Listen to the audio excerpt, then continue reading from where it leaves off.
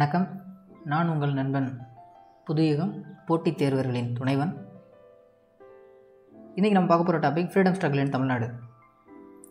தமிழ்நாட்டில் சுதந்திர போராட்டம். இது நம்மளோட 10th ஸ்டாண்டர்ட் புக்கில் இருக்குது. சரிங்களா? ஓகே. சுதந்திர போராட்டம் அப்படின்னாலே இது காலனி ஆதிக்கத்திற்கு எதிரான போராட்டம் தான். அது பல்வேறு வடிவத்தில் அந்த போராட்டங்கள் இருந்தது. ஏர்லி நேஷ்னலிஸ்ட் ஸ்ட்ரிங்ஸ் இன் தமிழ்நாடு. ஆரம்ப காலகட்டத்தில் சில கிளர்ச்சிகள் ஏற்பட்டது. அப்புறம் சுதேசி இயக்கம் போராட்டம் நடந்தது. பிராமணர் அல்லாதோருக்கான இயக்கம் நடந்தது. நான் கோஆப்ரேஷன் மூமெண்ட்டு, ஒத்துழையாமை இயக்கம், சட்ட மறுப்பு இயக்கம், civil disobedience movement, quit India movement, வெள்ளையனை வெளியேறு இயக்கம், இப்படின்னு பல்வேறு பரிமாணங்களில் இந்த போராட்டங்கள் ஆங்கிலேயர்களை எதிர்த்து நடைபெற்றது. சரி, இதில் ஏர்லி நேஷ்னலிஸ்ட் ஸ்ட்ரிங் இன் தமிழ்நாடு தொடக்க காலத்தில் எப்படியெல்லாம் போராட்டம் நடந்தது அப்படின்னா, நம்ம சில பத்திரிகைகள் மூலமாக நம்மளோட போராட்டத்தை தெரியப்படுத்தியிருந்தோம். அது மட்டும் இல்லாமல் இதற்கப்புறம் இனிமேல் நம்ம போராட்டம் நடத்தணும் அப்படின்னா அரசியல் ரீதியாக தான் போராட்டம் நடத்தணும் அப்படின்னு சொல்லி மெட்ராஸ் நேட்டிவ் அசோசியேஷன், மெட்ராஸ் சுதேசி சங்கம் அப்படின்னு சொல்லி ஒரு அமைப்பை தொடங்கியிருந்தோம். அது மட்டும் இல்லாமல் இந்த காலகட்டம்லாம் மெஜாரிட்டி மிதவாதிகளோட காலகட்டமாக தான் இருந்தது. அதுபோக இன்னொரு அமைப்பு மெட்ராஸ் மகாஜன சபா, மெட்ராஸ் மகாஜன சபை அப்படிங்கிறது தமிழில். இது தேசியவாத பத்திரிகைகளின் தொடக்கம். இப்படின்னு நம்மளோட தொடக்க காலகட்டத்தில் ஆங்கிலேயரை எதிர்க்கக்கூடிய அரசியல் சார்ந்து சில போராட்டங்கள் இதெல்லாம். அப்புறம் சுதேசி மூமெண்ட் அப்படிங்கிறது இது இந்திய அளவில் நடைபெற்ற மிகப்பெரிய போராட்டம். இந்த போராட்டம் நடக்கிறதுக்கு காரணம் என்ன அப்படின்னா, ஆங்கிலேயர்கள் வங்காளத்தை இரண்டாக பிரிக்கணும்னு முடிவு எடுத்ததுனால தான் நாம் இவ்வளோ பெரிய போராட்டத்தை அனௌன்ஸ் பண்ணியிருந்தோம். இது தமிழ்நாடு அளவிலேயும் மிகப்பெரிய போராட்டமாக இருந்திருந்தது. அந்த தமிழ்நாட்டில் சில, அதாவது மிதவாதிகள் தீவிரவாதிகள் இருக்காங்க இல்லையா, அதில் தீவிரவாத இயக்கத்தை, அதாவது அமைப்பை சார்ந்த சில நபர்கள் தான் இந்த ஆங்கிலேயர்கள் எந்த நோக்கத்திற்காக இந்தியாவை வந்தடைந்தார்களோ அதே நோக்கத்திலே அவர்களை திருப்பி அனுப்பணும் அப்படிங்கிற நோக்கத்தில், அவங்களுக்கு எதிராக அவங்களோட வணிகத்தை சீர்குலைக்கணும் அப்படிங்கிற நோக்கத்தில் தொடங்கப்பட்ட ஒரு அமைப்பு தான், ஒரு கம்பெனி தான் சுதேசி ஸ்டீம் நேவிகேஷன் கம்பெனி, சுதேசி நீராவி கப்பல் கழகம் அப்படிங்கிறது. அது மட்டும் இல்லாமல் அதில் ஈடுபட்ட ஐயா வஉசியா கைது பண்ணும்போது நடைபெற்ற மிகப்பெரிய கிளர்ச்சி தான் திருநெல்வேலி அப்ரைசிங். அது மட்டும் இல்லாமல் நிறையா புரட்சிகர தீவிரவாத இயக்கங்களும் தமிழ்நாட்டில் தொடங்க ஆரம்பித்தது. அதன் விளைவாக நடைபெற்ற ஒரு மிகப்பெரிய கொலை தான் கலெக்டர் ஆஷோட மர்டர். இது போக அன்னி பெசன்ட் அம்மையாரால் தொடங்கப்பட்ட ஹோம் ரூல் மூமெண்ட், தன்னாட்சி இயக்கம், இது எல்லாமே சுதேசி மூமெண்ட்டின் வரிசையாக தான் இந்த போராட்டங்கள்லாம். அடுத்து நான் பிராமின்ஸ் மூமெண்ட், பிராமணர் அல்லாத மக்களுக்கான சில இயக்கங்கள். சவுத் இந்தியன் லிபரல் ஃபெடரேஷன், தென்னிந்திய நல உரிமை சங்கம் அப்படிங்கிற ஒரு அமைப்பு பிராமணர் அல்லாத மக்களை பாதுகாக்கணும் அப்படிங்கிற நோக்கத்தில் தொடங்கப்பட்டது. அவங்க அப்போது அந்த நோக்கம் என்ன அப்படின்னா, இடஒதுக்கீடு முக்கியமான நோக்கம். அது மட்டும் இல்லாமல் அவங்களோட ஆட்சியும் அமைக்கப்பட்டது. அதுதான் ஜஸ்டிஸோட மினிஸ்ட்ரி, அமைச்சரவை, நீதி கட்சி. அதாவது முதல்ல தென்னிந்திய நல உரிமை சங்கம்னு தொடங்கப்பட்ட ஒரு அமைப்பு தான் நீதி கட்சி அப்படின்னு பெயர் மாறிச்சு. அவங்களோட அமைச்சரவை உருவானது. அதுபோக நம்மளுடைய போராட்டங்களின் எதிர்ப்பாக ஆங்கிலேயர்கள் கொண்டு வந்த சில சட்டங்கள், அதில் முக்கியமான ஒன்று ரவுலட் சட்டம். அதை எதிர்க்கிறதுக்காக நாம் தொடங்கினது ரவுலட் சத்தியாகிரகம். ஆங்கிலேயர்கள் கொண்டு வந்த இன்னும் சில பிரச்சனைகளுக்கு தீர்வாக நாம் எதிர்ப்பு தெரிவிக்கிறதுக்காக தொடங்கப்பட்ட இன்னொரு அமைப்பு இஸ்லாம் சார்ந்து, அது கிலாஃபத் இயக்கம். ஒத்துழையாமை இயக்கம், இது எல்லாரும் சேர்ந்து கலந்துக்கிட்டு ஒரு முக்கியமான ஒரு போராட்டம். இதில் வரியே இனிமேல் செலுத்த மாட்டோம் அப்படிங்கிற மாதிரியான ஒரு போராட்டம். கள்ளுக்கடை மறியல், டெம்பரன்ஸ் மூமெண்ட் அப்படிங்கிறது. இந்த காலகட்டத்தில் தான் முதல்ல தேர்தல் நடந்து ஐயா சுப்பராயன் தலைமையில் அமைச்சரவை உருவானது. சுயராஜ்ய கட்சி அப்படிங்கிறது தனியாக உருவாக ஆரம்பித்தது. அந்த சுயராஜ்ய கட்சிக்கும் ஜஸ்டிஸ் பார்ட்டிக்கும் பயங்கரமான போட்டிகள் உருவானது. ஈவே ராமசாமி அவர்களுடைய நிறைய திட்டங்கள் கொண்டு வரப்பட்டது, போராட்டங்கள். அது மட்டும் இல்லாமல் சைமன் பாய்காட் கமிஷனும் அப்போ தான் உருவாக்கப்பட்டது. இது எல்லாமே அதனுடைய நீட்சி தான். அடுத்து சிவில் டிஸ்ஒபீடியன்ஸ் மூமெண்ட், சட்ட மறுப்பு இயக்கம். சட்ட மறுப்பு இயக்கத்தின் ஒரு நீட்சி தான் பூரண ஸ்வராஜ், பூரண சுயராஜ்யம், கம்ப்ளீட் இண்டிபெண்டன்ஸ். உப்பு சத்தியாகிரகம், முதலில் காங்கிரஸ் ஆட்சி அமைத்தது. ஹிந்தி எதிர்ப்பு போராட்டம் தீவிரமானது. தமிழ்நாட்டில் உள்ள அனைத்து மாவட்டங்களிலும் போராட்டம் அப்படிங்கிறது தீவிரமடைந்தது. சரி, இப்போ ஃபர்ஸ்ட் டாபிக் போயிடுவோம். இயர்லி நேஷ்னலிஸ்ட் ஸ்ட்ரிங் இன் தமிழ்நாடு. தொடக்க காலகட்டத்தில் என்னெல்லாம் நடந்துட்டு இருந்தது, அதாவது இதை பார்க்குறதுக்கு முன்னாடி பேக்ரவுண்ட் ஹிஸ்ட்ரியில் பார்த்துருவோம். 1715 இருந்து 1767 வரைக்கும் ஆட்சி செஞ்ச இந்தியாவின் முதல் சுதந்திர போராட்ட வீரர் புலித்தேவர். வேலுநாச்சியார், கட்டபொம்மன், தீரன் சின்னமலை, மருது சகோதரர்கள்னு ஒவ்வொரு பாளையக்காரர்களும் தன்னோட பங்குக்கு எவ்வளவு தூரம் இந்த தமிழ் மண்ணை காக்கிறதுக்காக போராடணுமோ அவ்வளவு தூரம் போராடி இருந்தாங்க. போராடினது மட்டும் அல்லாமல் அவங்களோட உயிரையும் விட்டுருந்தாங்க. இவ்வளவு பெரிய போராட்டத்திற்கு பின் 1806 கிரேட் ரிவோல்ட் வேலூர் ரிவோல்ட் அப்படிங்கிறது நடந்தது இல்லையா? இந்த வேலூர் ரிவோல்ட் தான் கிட்டத்தட்ட இந்த ஒட்டுமொத்த மன்னராட்சியின் போராட்டத்திற்கு ஒரு முடிவாகவே இருந்தது. அப்போ இனிமேல் நாம் ஆங்கிலேயர்களை எப்படி எதிர்க்கணும்னு ஒரு முடிவு எடுக்கும்போது தான் அரசியல் சார்ந்து அமைப்புகள் தொடங்கினால் மட்டும்தான் ஆங்கிலேயரை எதிர்க்க முடியும்னு ஒரு முடிவுக்கு வராங்க. அப்படி தொடங்கப்பட்ட ஒரு அமைப்பு தான் மெட்ராஸ் நேட்டிவ் அசோசியேஷன் அப்படிங்கிறது, மெட்ராஸ் சுதேசி சங்கம் அப்படிங்கிறது. மெட்ராஸ் சுதேசி சங்கம், அப்புறம் தேசியவாத பத்திரிகைகளின் தொடக்கம். நாமளே நமக்கு பத்திரிகைகளை தொடங்க ஆரம்பித்தோம். நம்மளோட குறைகளை எழுதுறதுக்காகவும் நம்மளோட நிறைகளை எழுதுறதுக்காகவும் ஆங்கிலேயர்களின் கருத்துக்களை எதிர்க்கிறதுக்காகவும் தொடங்கப்பட்ட பத்திரிகை தான் ஹிந்து சுதேசமித்திரன்லாம். அப்புறம் மிதவாதிகளின் காலமும் இந்த காலகட்டம் தான். அப்புறம் மெட்ராஸ் மகாஜன சபை இது எல்லாம் தான் நம்மளோட ஏர்லி நேஷனலிஸ்ட் மூமெண்ட்ஸில் நம்ம பார்க்க போகிறது. சரி, ஃபஸ்ட்டு மெட்ராஸ் நேட்டிவ் அசோசியேஷன் இது தொடங்கப்பட்டது 1852. இதுதான் முதலில் அரசியல் சார்ந்து தொடங்கப்பட்ட மெட்ராஸ் சபையில், அதாவது மெட்ராஸ் மாகாணத்தில் தொடங்கப்பட்ட முதல் அரசியல் சார்ந்த அமைப்பு எதுன்னு கேட்டால் அது இந்த மெட்ராஸ் சுதேசி சங்கம் அப்படிங்கிறதான். இதை தொடங்கினது யார் அப்படின்னா கஸ்லு லக்ஷ்மி நரசு செட்டி, அப்புறம் ஹார்லி ஏகாம்பர முதலியார், ஸ்ரீனிவாசன், இப்படின்னு நிறைய பேர் சேர்ந்து தொடங்கினது தான் இந்த அமைப்பு. இந்த அமைப்போட ஃபர்ஸ்ட் பிரசிடென்ட் யார் அப்படின்னா கஸ்லு லக்ஷ்மி நரசு செட்டி தான் பிரசிடென்ட். இதோட செக்ரட்டரி தான் இந்த ஸ்ரீனிவாசன் அப்படிங்கிறவர். சரிங்களா? சரி, இந்த அமைப்பு 1852 தொடங்கப்பட்டது. இதில் மெஜாரிட்டி யார் இருந்தால் அப்படின்னா மெர்ச்சன்ட்ஸ், வியாபாரிகள் தான் மெஜாரிட்டி இருந்தாங்க. அப்போ இவங்களோட நோக்கம் முழுவதுமே என்னவாக இருந்ததுன்னா நமக்கான சுதந்திரம் வேணும் அப்படிங்கிறது முதல் நோக்கம் இல்லை. இவங்களோட நோக்கம் முதல்ல தன்னோட வியாபார நோக்கத்திற்காக தொடங்கப்பட்ட ஒரு அமைப்பு தான். ஏன்னா மெஜாரிட்டி மெர்ச்சன்ட்ஸ் தான். சரி, இவங்களோட நோக்கத்தில் இவங்களோட முக்கியமான நோக்கங்கள்லாம் என்ன அப்படின்னா ரிடக்ஷன் ஆஃப் டாக்ஸஸ், வரியை குறைக்கணும் அப்படிங்கிறது ரொம்ப முக்கியமாக இவங்க ஆங்கிலேயர்கள்ட்ட வச்ச முக்கியமான ஒரு அப்ஜெக்டிவ். அது மட்டும் இல்லாமல் இங்கே டார்ச்சர் ஆக்ட்னு ஒன்று இருந்தது, கொடுங்கோல் சட்டம் அப்படிங்கிறது என்ன அப்படின்னா இப்போ 11 மூட்டை நெல் விளையுது அப்படின்னா 10 மூட்டையை ஆங்கிலேயர்களுக்கு கொடுக்கணும்.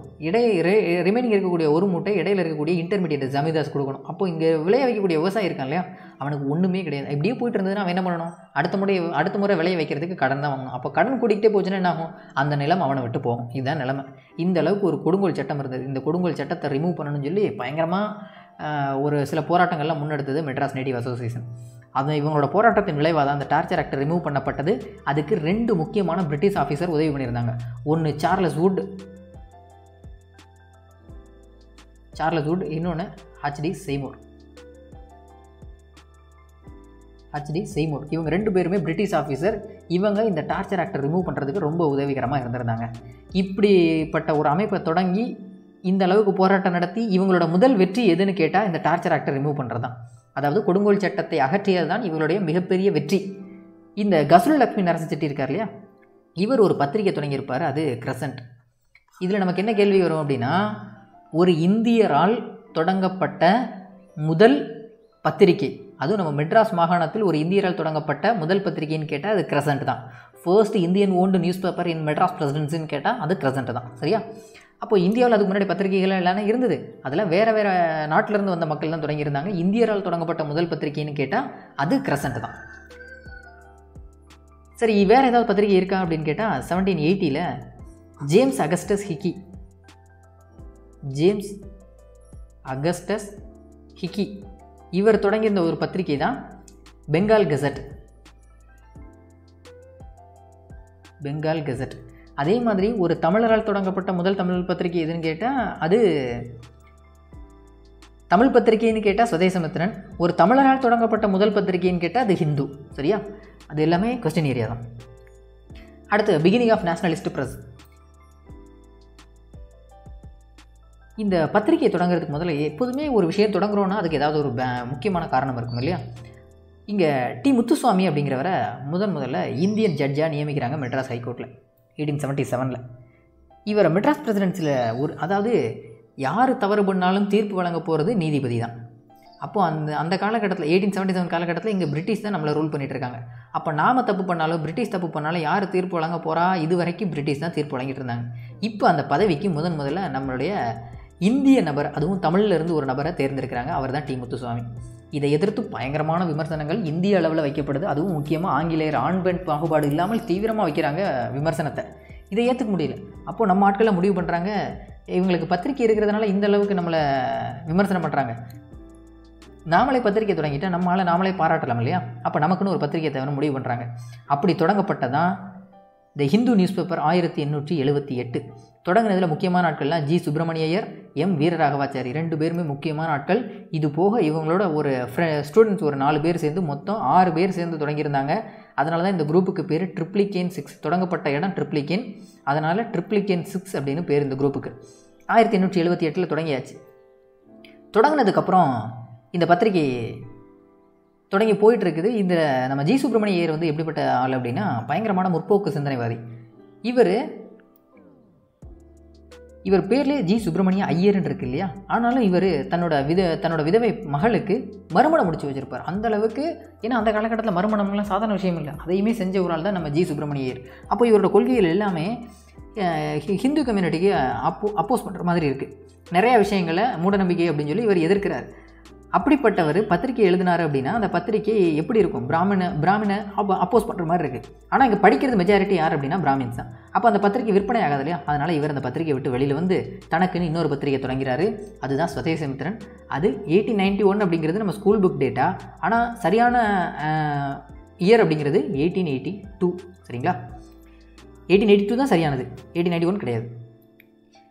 இந்த 1882 தொடங்கி இருக்கக்கூடிய இந்த ஸ்வதேசமித்திரன் 1878 தொடங்கி இருக்கக்கூடியது ஹிந்து நியூஸ் பேப்பர். இந்த ஹிந்து நியூஸ் பேப்பர் எப்போ டெய்லியாக மாறிச்சு? ஏன்னா அது முதல்ல தொடங்கும்போது வீக்லியாக தான் இருந்தது. 1889 அது டெய்லியாக மாறிச்சு. ஸ்வதேசமித்திரன் 1899 டெய்லியாக மாறிச்சு. ஓகேவா? சரி, இந்த ஹிந்து அண்டு ஸ்வதேசமித்திரன் இதுதான் மற்ற நியூஸ் பேப்பர்களுக்கு முன்னோடியாக இருந்தது.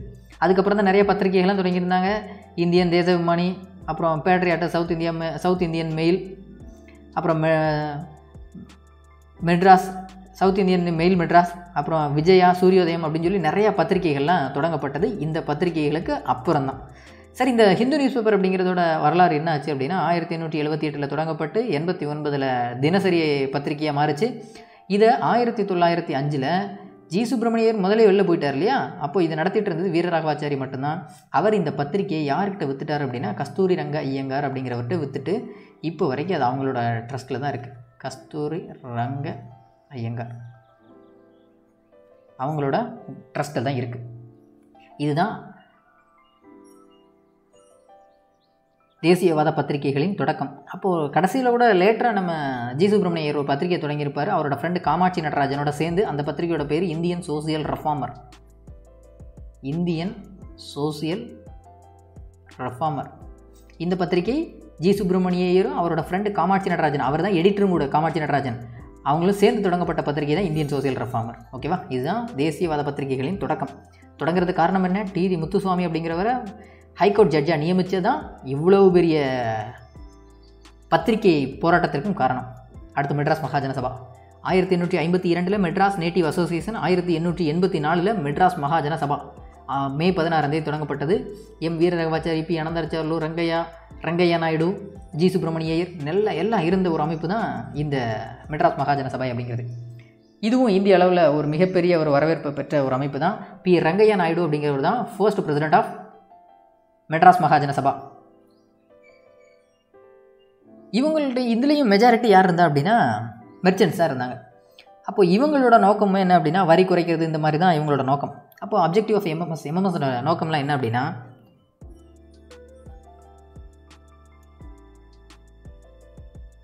இந்த மெட்ராஸ் மாகாணத்தில் இருக்கக்கூடிய நிறையா பிரச்சனைகளை சரி செய்யணும்னு நினச்சாங்க. இதில் முக்கியமாக இவங்க கேட்குறது என்ன அப்படின்னா ஐசிஎஸ்னு ஒரு எக்ஸாம் இருந்தது, இந்தியன் சிவில் சர்வீஸ். அந்த எக்ஸாமினேஷன் இங்கிலாந்தில் மட்டுமே நடந்துகிட்டு இருந்தது. அப்போது நம்ம ஆட்கள் என்ன சொல்லியிருந்தாங்க அப்படின்னா இங்கேருந்து இங்கிலாந்துக்கு நம்ம ஆட்கள் போய் எழுத முடியாது, அதனால் இங்கிலாந்துலேயும் இந்தியாவிலையும் ஒரே நேரத்தில் நடத்தணும் அப்படின்னாங்க. அதற்கு பின்னாடி 1008 காரணங்கள்லாம் இருக்குது. அதாவது கடல் கடந்து போயிட்டால் அவங்க ஒரு ஹிந்துவோ இல்லை பிராமணரோ இல்லை அப்படிங்கிற மாதிரியான ஒரு ஐதீகம் அந்த காலகட்டத்தில் இருந்தது. அதனால தான் ஐசிஎஸ் எக்ஸாமினேஷனை இந்தியாவிலையும் இங்கிலாந்துலேயும் ஒரே நேரத்தில் நடத்தணும்னு கேட்டுக்கிட்டாங்க நம்ம மெட்ராஸ் மகாஜன சபா. இதை தான் பிற்காலத்தில் அம்பேத்கர்லாம் எதிர்த்திருந்தார். எக்ஸாம் வந்து அங்கேயே நடக்கட்டும், இங்கே இல்லை நான் அப்போ, ஏன்னா இங்கேருந்து மற்ற கம்யூனிட்டிஸ் போகலை அப்படின்னா தாழ்த்தப்பட்ட மக்கள் தாராளமாக போகிறாங்க. அதனால் அவங்களுக்கு அது ரொம்ப வாய்ப்பாக போச்சு. நம்ம மக்கள்லாம் படித்து மேலே வந்துடுவாங்க அப்படின்றதுக்காக தான் அம்பேத்கர்லாம் எக்ஸாம் இங்கிலாந்தில் மட்டுமே நடக்கட்டும், இந்தியாவிலே வேண்டாம் அப்படிங்கிற அளவுக்குலாம் எதிர்த்துட்டு இருந்தாங்க. சரிங்களா? இப்போ இவங்களோட நோக்கம் முக்கியமானது இதுதான், நிறைய முறை கேள்வியிலையும் கேட்கக்கூடியது. இங்கிலாந்தில் இந்தியாவிலையும் ஒரே நேரத்தில் தேர்தல் ஐசிஎஸ் எக்ஸாமினேஷன் நடத்தணும் அப்படிங்கிறது தான். அப்புறம் கவுன்சில் ஆஃப் இந்தியா அப்படிங்கிறது லண்டனில் இருக்கு இல்லையா, அதை எபோலிஷ் பண்ணணும். அது இந்தியாவிலே இருக்கணும், அப்போ தான் எங்களுக்கு வசதியாக இருக்கணும் அப்படின்றக்காக. அப்புறம் டேக்ஸ் அண்ட் மிலிட்ரி எக்ஸ்பெண்டிச்சர்ஸ்லாம், இதாவது டேக்ஸை குறைக்கணும். மிலிட்ரி எக்ஸ்பெண்டிச்சர்ஸ்னால் பிரிட்டிஷ்காரங்க தாராளமாக அவங்க பாட்டுக்கு செலவு பண்ணுறாங்க. என்னதான் இருந்தாலும் இது எங்கள் நாட்டோட செல்வ வளம் இல்லையா, அதை நீங்கள் குறைக்கணும், செலவை குறைக்கணும் அப்படின்னு சொல்லி இதையும் நம்ம மெட்ராஸ் மகாஜன சபா கேட்டுக்கிட்டாங்க. அப்புறம் moderate phase Madras Mahajana Sabha lead to the formation of all India organisation, அகில இந்திய அளவில் இருக்கக்கூடிய ஒரு அமைப்பாகவும் மாற ஆரம்பிச்சது. எதனால் அப்படின்னா இது மெட்ராஸ் மகாஜன சபா தொடங்கப்பட்டது 1884, இந்திய நேஷனல் காங்கிரஸ் தொடங்கப்பட்டது 1885. இது ரெண்டுக்குமே பயங்கரமான க்ளோஸ் ரிலேஷன்ஷிப்பில் ஆக ஆரம்பிச்சிட்டாங்க. எக்ஸாம்பிளுக்கு 1885 தொடங்கப்பட்ட ஐஎன்சி ஏதாவது ஒரு சில காரணங்களுக்காக போராட்டத்தின் மூலமாக சிறைக்கு சென்றார்கள் அப்படின்னா அவங்க விட்டுட்டு போன போராட்டத்தை மீண்டும் வழி நடத்துறது யார் அப்படின்னா இந்த மெட்ராஸ் மகாஜன சபா. அந்த அளவுக்கு ரெண்டு பேரும் மிக நெருக்கமான அமைப்பு. இந்த காலகட்டத்துக்கு அப்புறம் தான் ஐஎன்சின்னு ஒன்று 1884 மெட்ராஸ் மகாஜன சபா, 1885 இந்திய நேஷனல் காங்கிரஸ், இந்திய தேசிய காங்கிரஸ் அப்படிங்கிற ஒரு அமைப்பு தொடங்கப்படுது. சரி, இப்போ இந்த இந்திய தேசிய காங்கிரஸ் தொடங்கப்படணும்னா உடனே தொடங்கப்படலை. அதுக்கு முன்னாடி அந்த வருடத்திற்கு முன்னாடியே நிறையா கூட்டங்கள் நடைபெற்றது ஒவ்வொரு காலகட்டத்திலையும். அந்த கூட்டங்களோட அழுத்தத்தின் காரணமாக இல்லை அந்த கூட்டத்தோட முடிவின் காரணமாக தான் இந்திய தேசிய காங்கிரஸ் அப்படிங்கிற ஒரு இயக்கம் தொடங்கப்பட்டது. சரி, இதுக்கான மீட்டிங்லாம் எப்போ நடந்தது அப்படின்னா 1884 தியோசபிக்கல் சொசைட்டி பிரம்ம ஞான சபையோட மீட்டிங் நடந்தது. அதுலேயே நாம் இந்திய நேஷனல் காங்கிரஸை தொடங்குவோம் அப்படிங்கிற ஒரு முடிவு அப்படிங்கிறது எடுக்கப்பட்டாச்சு. இதில் யாரெல்லாம் கலந்துருந்தா அப்படின்னா இந்த தியோசபிக்கல் சொசைட்டி மாநாட்டில் தாதாபாய் நவ்ரோஜி, கேடி தலாங், சுரேந்திரநாத் பானர்ஜி, அதுபோக இன்னும் சில முக்கியமான தலைவர்கள் ஜி சுப்பிரமணியர், ரங்கையா நாயுடு, ஆனந்தாச்சார்லு, இவங்க எல்லாருமே கலந்து தான் முடிவெடுத்திருந்தாங்க. இந்திய தேசிய காங்கிரஸ் அப்படிங்கிற ஒரு பேர் இயக்கம் தொடங்கப்பட வேண்டும், இந்தியா என்ற ஒரு தேசத்திற்கு சுதந்திரம் வாங்கப்படணும் அப்படின்றதுக்காக தொடங்கப்பட்ட ஒரு பேர் இயக்கம் தான் இந்திய தேசிய காங்கிரஸ். சரி, இது தொடக்க காலகட்டத்தில் மிதவாதிகளோட கையில் தான் இருந்தது. 1885 தொடங்கப்பட்ட இந்திய தேசிய காங்கிரஸ் முதல் கூட்டம் பாம்பேயில் நடந்தது. புனேயில் நடக்க வேண்டியது காலரா பிரேக் அவுட் ஆனதுனால, அங்கே காலரா நோய் பரவிடும் அப்படிங்கிறது காரணத்தினால புனேயில் நடத்தாமல் பாம்பேயில் நடத்தாங்க. அதோட ஃபர்ஸ்ட் செஷன் எங்கே நடந்தது அப்படின்னா பாம்பேயில். அந்த ஃபஸ்ட்டு செஷனில் லீடரை யாரை செலக்ட் பண்ணாங்க அப்படின்னா WC பானர்ஜி. இவரை தலைவரை தேர்ந்தெடுக்கணும் அப்படிங்கிற வாதத்தை முன்மொழிந்தது யாருன்னு கேட்டால் ஜி சுப்பிரமணிய ஐயர். இதோட முதல் கூட்டத்தில் கலந்துக்கிட்ட நபர்களோட எண்ணிக்கை 72 பேர். அதில் 22 பேர் மெட்ராஸ், அதில் 16 பேர் மெட்ராஸ் மகாஜன சபையை சேர்ந்தவர்கள். அந்த அளவுக்கான கூட்டம்.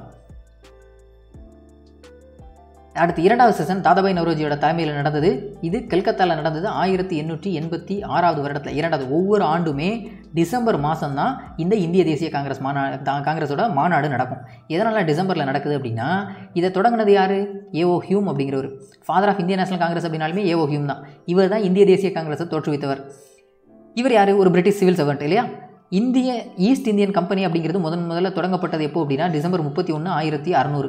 அப்போ அதே ஞாபகார்த்தமாக ஒவ்வொரு ஆண்டோட இறுதியிலையுமே ஈஸ்ட் இந்தியன் கம்பெனியோட ஞாபகார்த்தமாக தான் இந்த இந்திய தேசிய காங்கிரஸோட மாநாடு ஒவ்வொரு ஆண்டும் இறுதியில் நடந்துகிட்ருக்கு இப்போ வரைக்கும் கூட. அப்போ தாதாபாய் நவ்ரோஜி தான் இரண்டாவது மாநாட்டை வழி நடத்துகிறாரு.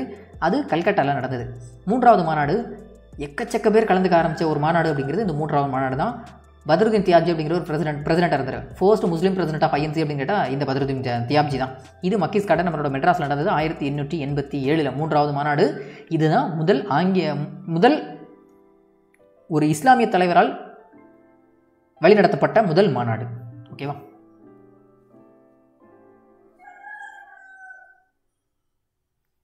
தேங்க்யூ.